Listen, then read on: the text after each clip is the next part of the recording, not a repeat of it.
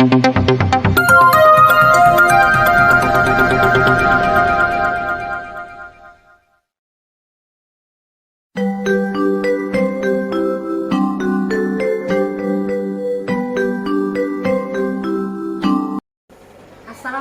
warahmatullahi wabarakatuh. Bertemu lagi bersama saya Mega Fitriani, calon guru penggerak angkatan 8 dari SMK 55 Kabupaten Ogan Ilir.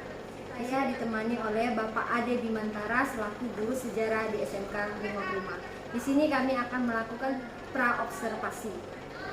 Nah, dalam melakukan kegiatan praobservasi ini, saya akan amati jalannya pembelajaran pada mata pelajaran Pak Ade ini, yaitu sejarah, yang dilakukannya di kelas 10 TKJ.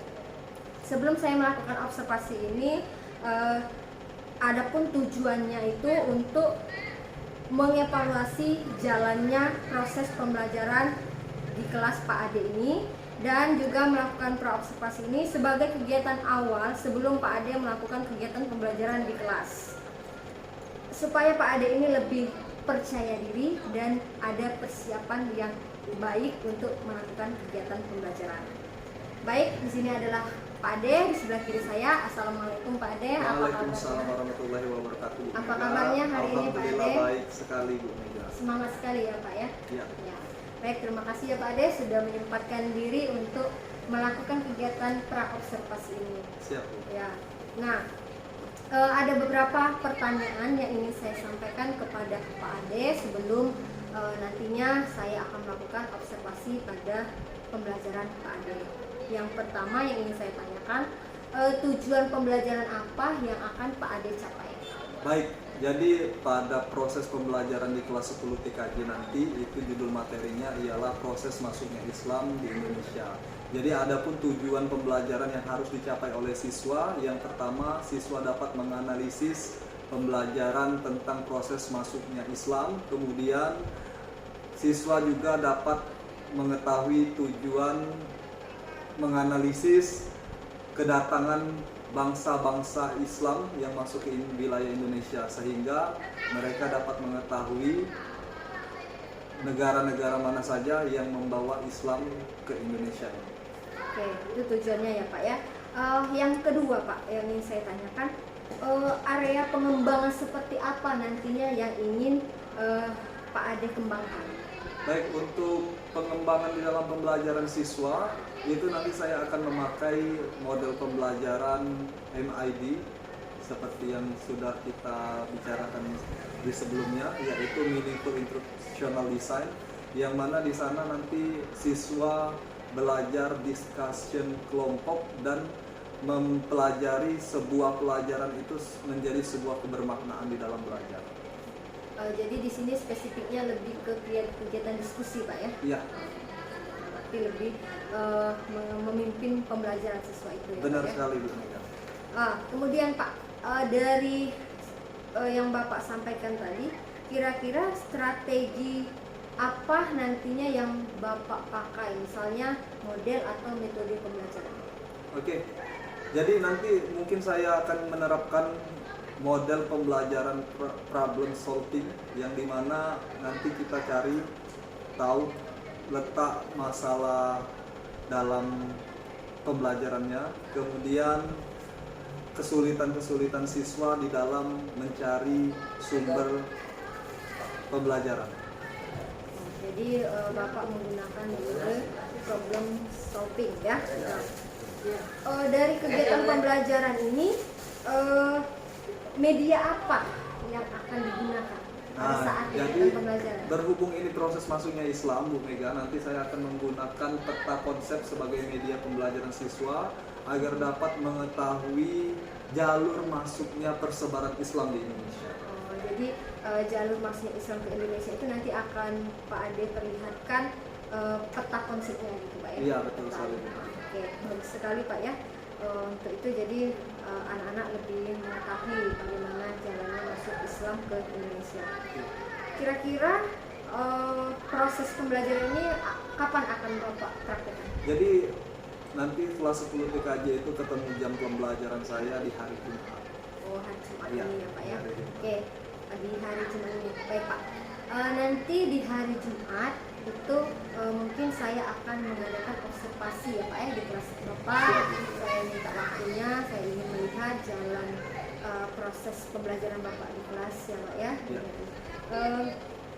Bapak nanti ketika di kelas observasi ini saya akan melihat jalannya bagaimana dan apa saja yang terjadi pada saat proses pembelajaran di mata pelajaran sejarah ini Pak. Baik. Oke, terima kasih Pak ya. Sampai ketemu di hari Jumat nanti Pak ya. Siap, Terima Ibu. kasih atas kesempatannya. Mudah-mudahan hari Jumat nanti berjalan dengan baik Pak ya. Ya, amin. Terima kasih Pak Ade. Assalamualaikum warahmatullahi wabarakatuh. Waalaikumsalam warahmatullahi wabarakatuh. Bismillahirrahmanirrahim. Assalamualaikum warahmatullahi wabarakatuh.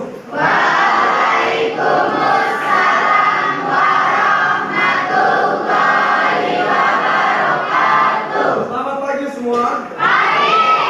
Ya, jadi hari kita kembali belajar sejarah dengan judul Peta Penyebaran Islam di Nusantara. Namun sebelumnya, Pak ingin menanyakan terlebih dahulu, ada yang tidak hadir? Ada. Siapa? Dela dan Man? Ini kenapa siswanya? Izin semua ya?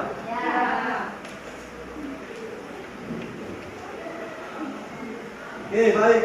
Seperti biasa, untuk memulai kegiatan belajar pada hari ini, marilah kita sama-sama melafazkan basmalah. Baik, anak-anak sekalian, jadi hari ini kita belajar sejarah tentang proses penyebaran Islam di Indonesia atau di Nusantara.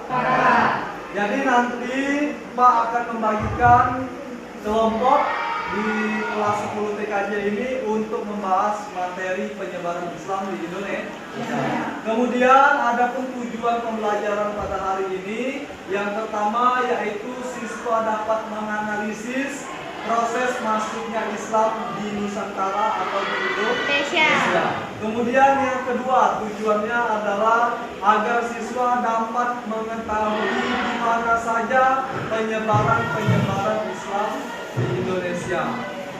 Nah, jadi itulah tujuan dari pembelajaran kita pada hari ini. Nah, jadi hari ini seperti yang Pak katakan tadi, Pak akan membagikan kalian sebanyak 5 kelompok. Ya, sistemnya 5 kelompok untuk membahas materi proses masuknya agama Islam di Indonesia.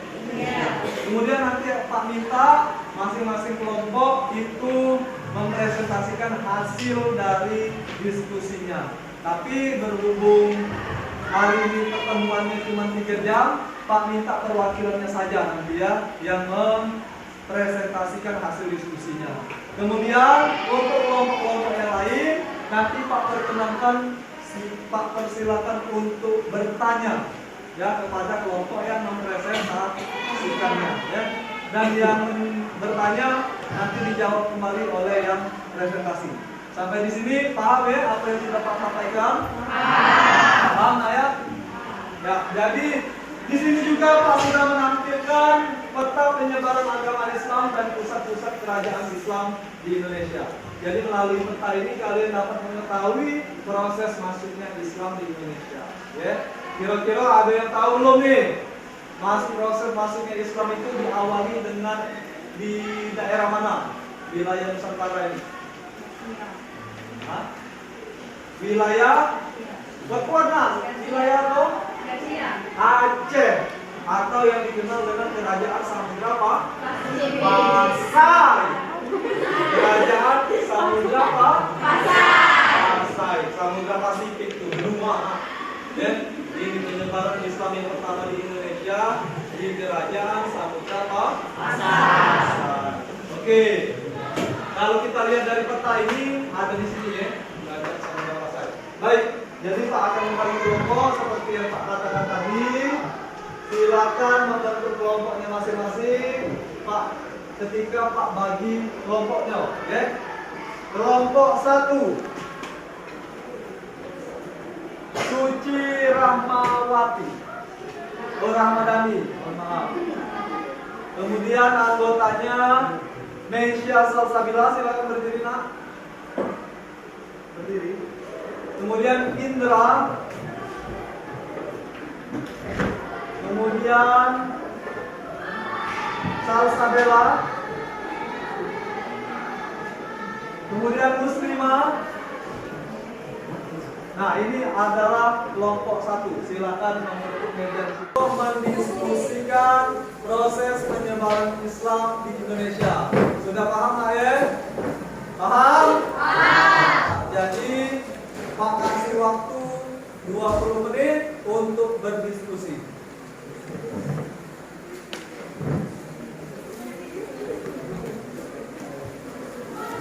Waktunya sudah selesai. Sudah 20 menit. Jadi Pak minta tolong, seperti yang Pak katakan tadi, silakan presentasikan hasil diskusi kalian. Pak minta kelompok 1 untuk menjadi perwakilan mempresentasikan hasil diskusinya. Silakan semuanya maju ke depan.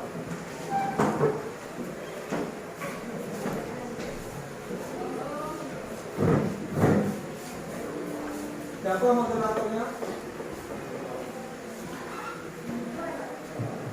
Assalamualaikum warahmatullahi wabarakatuh. Waalaikumsalam warahmatullahi wabarakatuh. Kami dari kelompok 1 yang beranggota 5 orang, yaitu saya Maisa Salsabila sebagai moderator, Suci Rahmadani, Muslimah, Salsabila, dan Indra. Di sini kami akan mempresentasikan tentang cikal bakal keberadaan Islam di Nusantara yang akan dibacakan oleh Suci Rahmadani. Assalamualaikum warahmatullahi wabarakatuh. Waalaikumsalam warahmatullahi wabarakatuh. Saya akan membacakan cikal bakal keberadaan Islam di Nusantara. Keberadaan Islam di Nusantara telah dirintis pada abad ke-1 hingga ke-5 Masehi atau ke-7 hingga ke-8 Masehi. Pada periode ini, para pedagang dan pembalik Islam membentuk komunitas Islam. Para pembalik mengajarkan dan memperkenalkan Islam kepada penduduk setempat antara lain sebagai berikut. 1. Islam mengajarkan sesama manusia untuk saling menghormati dan tolong menolong. 2. Islam mengajarkan bahwa derajat manusia di hadapan Allah adalah sama, kecuali takwanya. 3. Islam mengajarkan bahwa Allah adalah Tuhan yang Maha Esa, Maha Pengasih dan Penyayang, dan melarang manusia saling berselisih, bermusuhan, merusak, dan saling benci. 4. Islam mengajarkan agar manusia menyembah hanya kepada Allah dan tidak menyekutukannya, serta senantiasa berbuat baik terhadap sesama manusia tanpa terikasi. Ajaran Islam ini sangat menarik perhatian masyarakat Indonesia dengan pesat karena penuh dengan hikmah dan kedamaian. Setiap perilaku para pedagang dan pembalik ramah untuk penyebaran Islam di Indonesia. Sekurangnya ada 2 cara yang dilakukan oleh para ulama dan menumbuh kembangkan ajaran Islam yaitu sebagai berikut. Membentuk kader-kader ulama yang akan bertugas sebagai pembalik. Cara ini dilakukan di dalam lembaga pendidikan Islam seperti pesantren Jawa, Daya di Aceh, dan Surau di Minangkabau. B. Melalui karya-karya tulisan yang tersebar dan dibaca kaum muslim di Nusantara. Dilandasi semangat tauhid dan hasil pendidikan yang diperoleh. Seperti pesantren menyebabkan semakin bertambahnya kader pemimpin dan ulama yang menjadi pengayom masyarakat. Setelah Indonesia merdeka 17 Agustus 1945, peranan umat Islam sangat besar mengikuti serta membangun Indonesia. Oleh karena itu, Indonesia sebagai negara yang mempunyai dasar keagamaan secara umum dan pemerintah mengakui nilai keagamaan yang positif, maka didirikan beberapa institusi dalam upaya memajukan kegiatan keagamaan seperti Departemen Agama, Majelis Ulama Indonesia, dan lain-lain. Baiklah, itu saja presentasi dari kami. Bagi yang ingin bertanya, kami persilakan. Ya, silakan, Nak. Yang ingin bertanya, ada apa? Mary, kami persilakan kepada Mary untuk bertanya. Perkenalkan, nama saya Mary Olivia. Saya perwakilan dari kelompok 4 ingin bertanya, bagaimana dimulainya peradaban Islam? Saya akan menjawab pertanyaan dari Mary. Peradaban Islam pada dasarnya sudah ada pada awal pertumbuhan Islam, yakni sejak pertengahan abad ke-7 Masehi, ketika masyarakat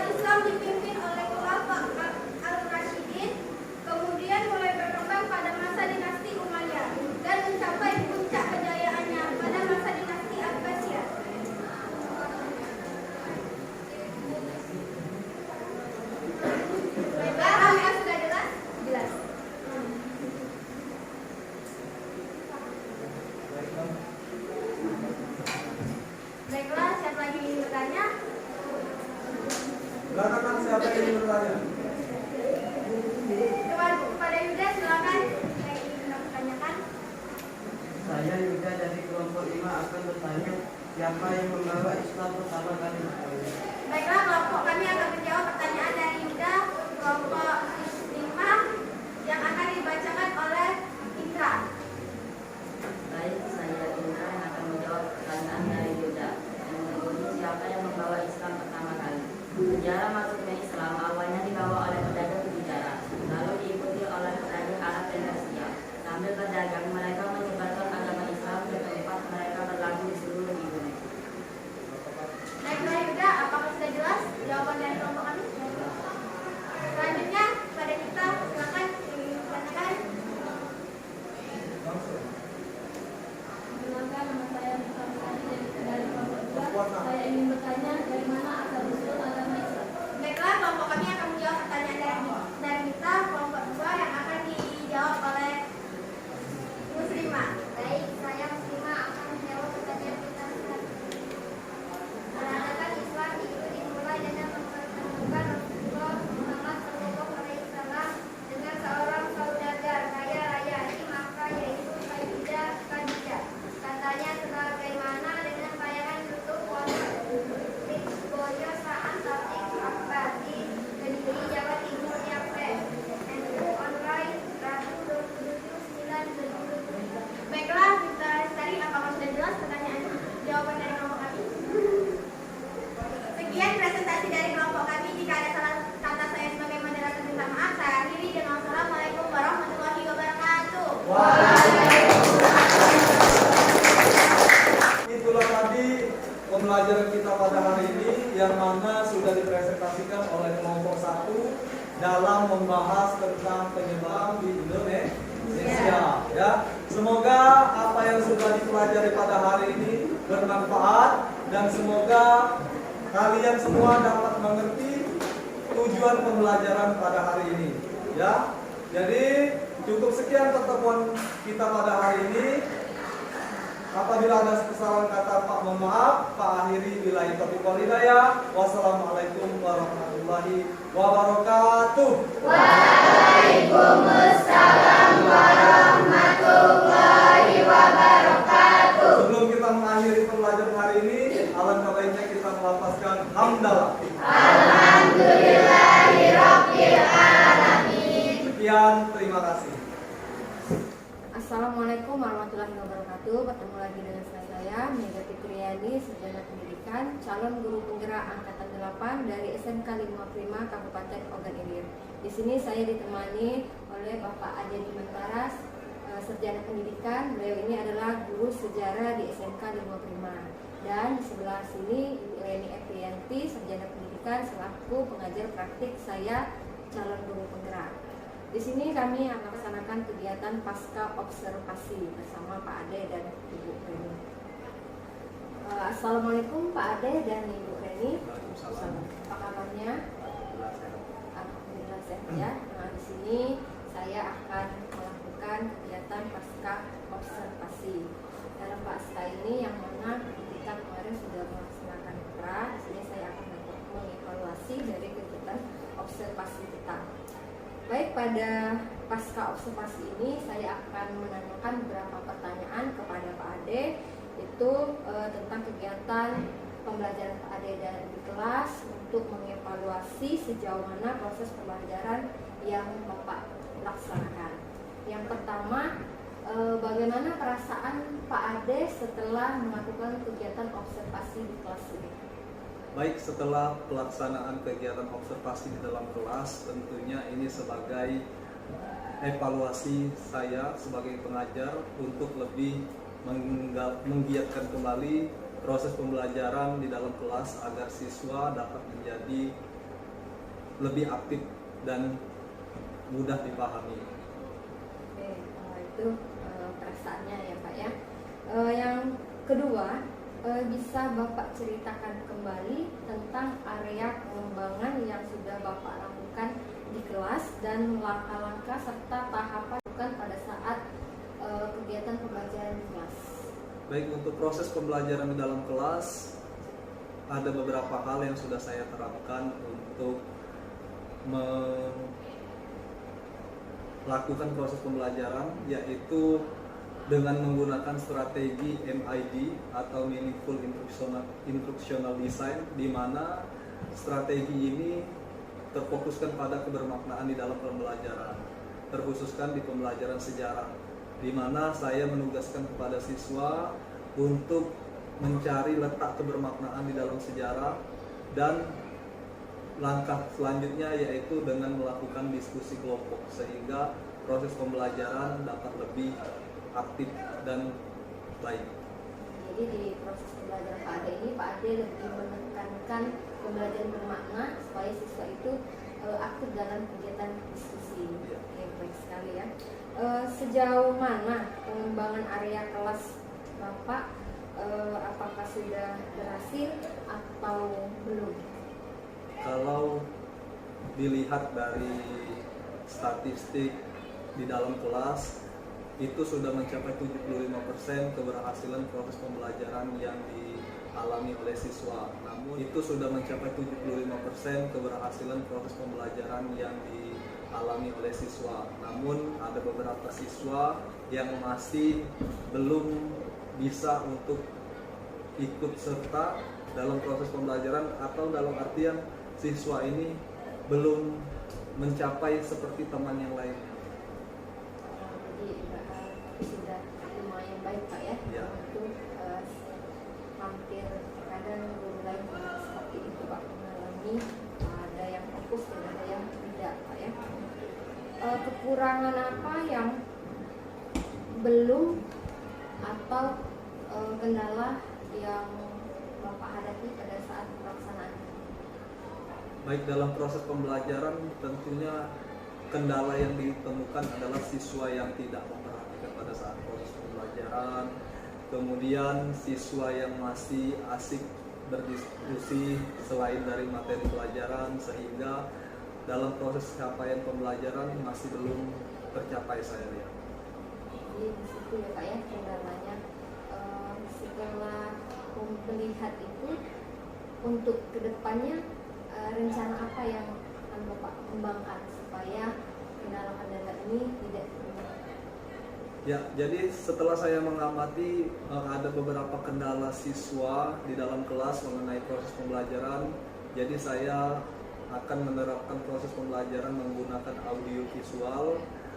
Kedepannya nanti saya akan menampilkan proses pembelajaran bisa melalui video, sehingga siswa-siswa yang ada di dalam kelas dapat melihat pelajaran melalui penggunaan audio visual, sehingga ketika anak-anak melihat hal itu mungkin dapat lebih mudah dipahami oleh anak-anak.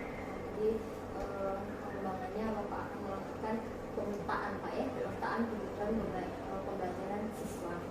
Oke Pak, semoga proses pengembangan Bapak ke depannya dapat terrealisasi dengan baik dan tidak ditemukan lagi kendala-kendala dalam kegiatan pembelajaran, dan semoga kedepannya bisa menjadi lebih baik lagi.